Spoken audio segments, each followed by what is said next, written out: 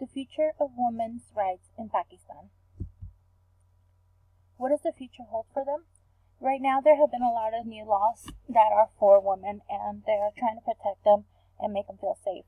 So I believe that in the future, the women in Pakistan are going to have more rights than they do now, and it can probably become like how it is here in the United States.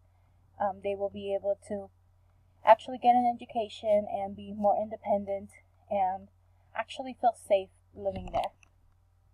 To do this, we are going to go through some things that women have struggled with and things that they have created laws for to help the women there. So some of the struggles of the women in Pakistan are that hundreds of women are murdered each year, and most of them are victims of honor killings. More women are kidnapped, and others are burnt, either victims of acid attacks or domestic accidents that involved a gas stove while cooking. Many more women are sexually harassed at the workplace or in public spaces.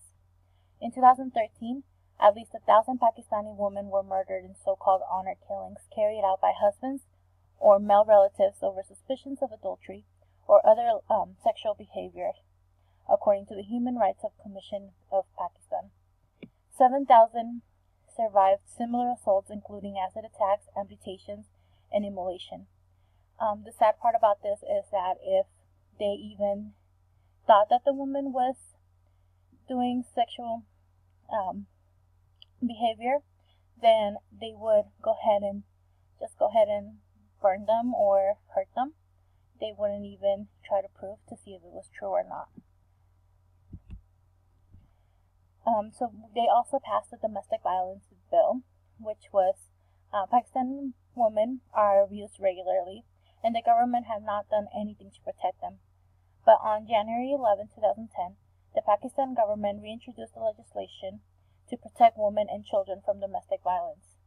Human Rights Watch called on the government to submit a companion bill to the sexual harassment measure to provide a way to investigate complaints, and then Pakistan's parliament has passed half of the legislation needed against sexual harassment. Right advocates hope a proposed law banning domestic violence will chip away at such attitudes, giving women a more even playing field and bringing Pakistan in line with a growing number of developing nations that have outlawed spousal abuse. The landmark Domestic Violence, so the Prevention and Protection Act 2012 passed unanimously by the Senate, which is a great leap forward for the cause of women and children, the two most vulnerable sections of the society. The Sindh Assembly unanimously passed a long-awaited legislation against domestic violence in 2013. The Urat Foundation worked relentlessly for the passage of this legislation against domestic violence in the Sindh Assembly in collaboration with jurists, lawyers, and human rights activists. They were supported by women legislators of the Sindh Assembly. Women in Pakistan now have the right to report domestic violence, and now, in the future, they have the right to stand up for themselves and report any domestic violence that occurs either by a husband or a close relative. They can live their lives without being afraid to report any crime. This is actually a really good thing that now they don't have to worry about being sexually harassed and having to stay quiet. Now they actually have a voice there. With education, female literacy rates stand between 15 to 25%. Pakistan has one of the lowest literacy rates in the macrocosm. The picture of educational conditions is grim in Pakistan. More than 40% of young women have never shown in school. The condition is especially alarming in rural areas due to societal and cultural obstacles. People consider women's education to be superfluous and pointless and are against the rules and ordinances of Islam. This thinking must be reviewed so that the faults should be eliminated. Thus, the female which are kept out of the education should be given equal rights so that they can make themselves civilized and should later contribute to the empowerment of the national economy. There are organizations that are helping with the education of women's rights, which are one, the Sin Educational Foundation, and it was established in 1992 as a semi-autonomous organization to undertake educational initiatives in disadvantaged areas of St. The foundation initial activities began with the provision of grants and loans to educational institutes and organizations. However, they now provide communities with direct access to educational facilities by opening schools and centers throughout the various endeavors. Another foundation is the Telling Foundation, and the Telling Foundation strives to implement social change through quality education in the underprivileged areas of Pakistan.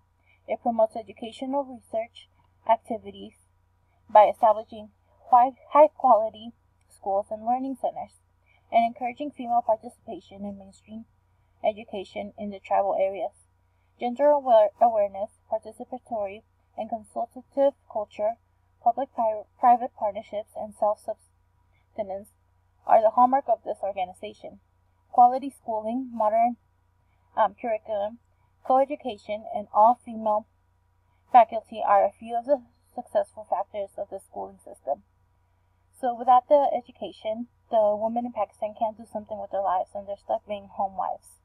So organizations like the ones I mentioned earlier are trying to help women to be able to attend school so that they can make something out of their life. If education is granted for women, then there will be more opportunities for them in the future. They'll be able to work and actually provide for their families also, and won't have to just stay at home and take care of the kids in the home. So now we'll look at the woman and the politics. In the 21st century is an era of human rights in which the evaluation of individuals as well as of nations will be judged. The concept of human rights acknowledges that every human being on earth is entitled to enjoy his or her basic rights without distinction of race, color, gender, language, religion, political or otherwise, national or social origin, property, birth, or status. The Constitution of the Islamic Republic of Pakistan guarantees fundamental rights of every citizen without discrimination based on their gender. So the foundation of the Constitution of Pakistan, 1973, are embedded in Islam, a religion that has recognized all human rights inclusive of women's rights 1400 years ago. Women's active participation in the decision-making determining how resources are to be used and in setting national priorities will not only improve the law of women, it will also deepen democracy and strengthen the process of development in the country. Having women in office will help improve their rights so that they can come up with laws that will help them become more independent without being punished. So now we are going to go with voting rights. Before, women were not allowed to vote in Pakistan, and that has actually recently changed. Women have had the right to vote since the foundation of the state without being able to use it is a different story. For the first time in 40 years, women turned out in significant numbers to vote in one of the Pakistan districts. Pakistani women have had the right to vote, but the men would not allow them to. Like in most cases, it seemed like the men are intimidated by the power that a woman can have, so they tend to take away their rights.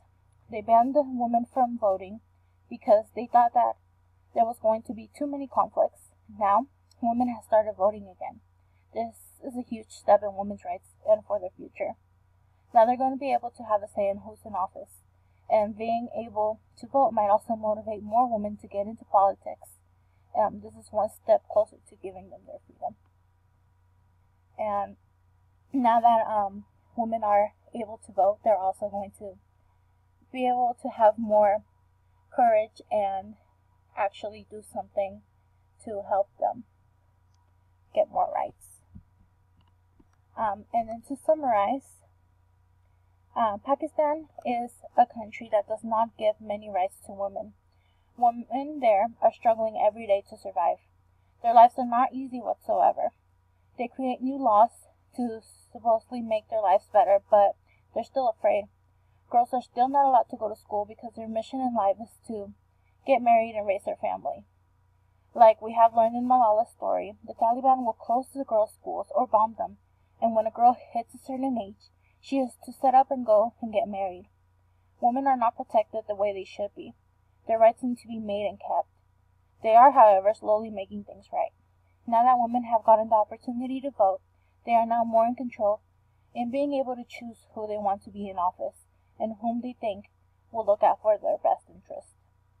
These women are incredibly smart, and with their rights in place, their futures are going to be great.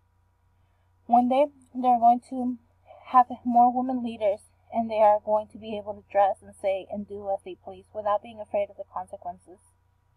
The women in Pakistan still struggle in reporting things, and they still live in fear, but I think eventually they are going to be able to be more themselves and actually become more independent and look out for each other, and they all deserve to be treated equal and have the same rights as everyone else. And I believe that their future is looking bright with all the little changes that are being made, especially with the voting.